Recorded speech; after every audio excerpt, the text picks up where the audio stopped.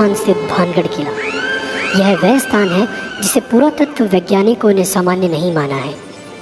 तभी तो राज्य सरकार द्वारा भानगढ़ किले के चारों तरफ व बाहर चेतावनी के तौर पर एक बोर्ड लगा हुआ है, जिसमें साफ साफ लिखा है कि सूर्य उदय होने से पहले और सूर्यास्त के बाद कोई भी इस किले में नहीं रुकेगा और नहीं आएगा। तो आखिर भानगढ़ में ऐसा क्या है जो आम जन को वहां रात के समय जाने से रोकता है?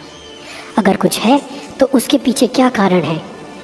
हालांकि कोई भी पुख्ता तौर पर वहां घटने वाली दुर्घटना का कारण नहीं बता पाया, लेकिन स्थानीय लोगों के बीच प्रचलित है कुछ कहानियाँ जो साबित करती है कि वहाँ कुछ ना कुछ तो ज़रूर हो सकता है। लोगों का मानना है कि बहुत समय पहले इस स्थान पर रत्नावती नाम की बहुत सुंदर राजकुमारी रहती थी, जिस पर काला जादू करने वाले तांत्रिक की कुदृष्टि थी। तांत्रिक ने अपने जादू से राजकुमारी को वश में करके उसका शारीरिक शोषण किया, लेकिन एक दुर्घटना के चलते उस तांत्रिक की मृत्यु हो गई और आज भी उस तांत्रिक की आत्मा वहाँ भटकती रहती है।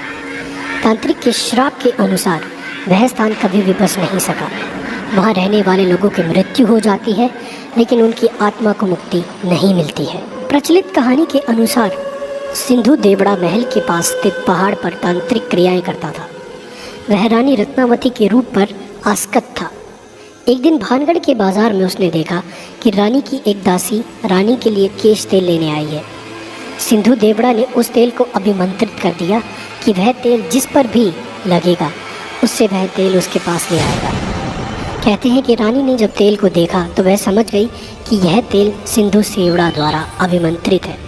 तो कहते हैं कि रानी भी बहुत सिद्ध थी, इसलिए उसने पहचान कर ली और दासी से उस तेल को तुरंत फेंक देने को कहा। दासी ने उस तेल को एक चट्टान पर गिरा दिया। कहते हैं अभिमंत्रित तेल ने चट्टान को उड़ाकर सिंधु देवड़ा की ओर रवाना कर दिया।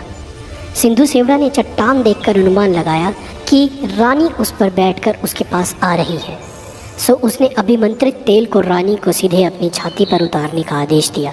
जब चट्टान पास आई तब तांत्रिक को असलियत पता चली, तो उसने आनन फानन में चट्टान उसके ऊपर गिरने से पहले भानगढ़ नगर उजड़ने का श्राप दे दिया और खुद चट्टान के नीचे दबकर मर गया।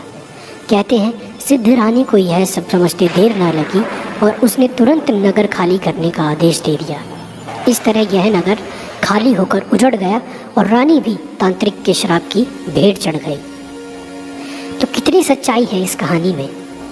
इस कहानी में कितनी सच्चाई है इसके बारे में इस बात से ही जाना जा सकता है कि जनश्रुतियों में भानगढ़ के लिए प्रचलित कहानी में कई लोग रत्नावती को राजकुमारी तो कई लोग रानी बताते हैं। रानी रत्नावती का जिक्र तो हर कोई करता है, पर वह किस राजा की रानी थी? उसके राजा व उसका शासनकाल कौन सा था? नगर किस काल में उजड़ा? इस प्रश्नों पर सब चुप है। अक्सर लोग इस नगर व किले को 400 वर्ष पहले उजड़ा बताते हैं, पर किले में मिले विभिन्न राजाओं के शिलालेखों की तारीख देखने के बाद उसके उजड़ने की समय सीमा काफ़ी कम हो जाती है। पर बहरहाल बात चाहे जो भी हो, इस फोर्ट को या इस भानगढ़ के किले को अब भी लोग सबसे ज़्यादा डरावना मानते हैं, या कह सकते हैं कि भारत का सबसे प्राचीन स्थान जो भी है, जिसमें भूतों का निवास होने की पूरी आशंका या जहां भूत विराज करते हैं, वो भानगढ़ का किला ही है। तो ऐसी ही और महत्वपूर्ण जानकारियों व रोचक तथ्यों के लिए हमारे चैनल फ्रीकनेस को सब्सक्राइब करें। व यह वीडियो आपको कैसा लगा हमें लाइक व कमेंट करके ज़रूर बताएं। धन्यवाद।